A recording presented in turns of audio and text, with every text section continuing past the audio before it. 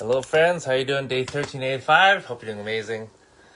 And on this Monday night. Anyway, I just want to come in and just ask you, have you heard of a deepfake?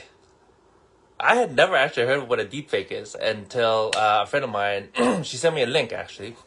I made my video on AI scams, and so she sent me a link to a story. It was actually on CBC Gem, so if you want, go check it out. The Passionate Eye.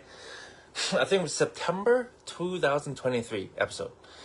And it talked about a deepfake. And essentially, a deepfake is videos or content generated by AI that could depict a real person or a made up fictional person.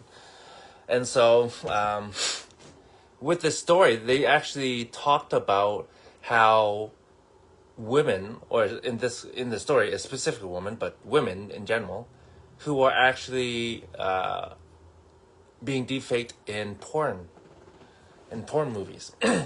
And they found out there was this guy that has this vendetta, has some mental issues, but has some vendetta against these girls and wanted to get back at them. And so by using AI or whatever tech tools he had, he superimposed the girls' faces onto the bodies of these porn stars. And so they started actually causing some trouble for the young ladies, obviously, and they were just horrified. Like, it's like, my face is on that body, but that's not me. And I'm just like, dang, like, the power of AI nowadays. You just don't know what you can actually believe with your eyes now, right? You used to say, you gotta see it to believe it. Guess what? Even if you see it, you might not, or you might not need or should believe it. Because technology these days. So so that's another reason why I'm always encouraging people, like, you gotta use some critical thinking, right? Try not to jump to conclusions or judgments right away. We're all biased, we're all hypocrites and all that stuff, but when you hear a story or one side of a story, try to not jump to conclusions and get all emotional, but try to understand what's actually happening here and try and get some facts. Okay.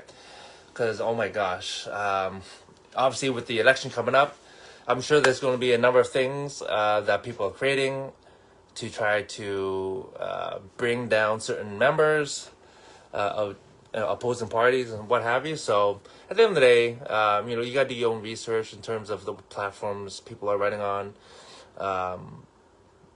And yeah, in terms of the person itself, unless you've actually dealt with them, you don't really know their character. But yeah. It was kind of scary watching that episode. It was an hour long, but I was like, holy crap, that's amazing what technology can do. So just be careful out there, my friends, okay? Whatever you see and hear, again, it's also hearing, you may not want to believe it. Just try not to jump to conclusions and be all emotional, all right? Otherwise, there's no communication. It's just button heads with anybody that you might be talking to. And what may actually be worse is if you just judge somebody, and it might be somebody important to you. Maybe somebody's trying to slander a certain person, and because you didn't actually approach the person directly and have a conversation, maybe you were given false information. You never know, right?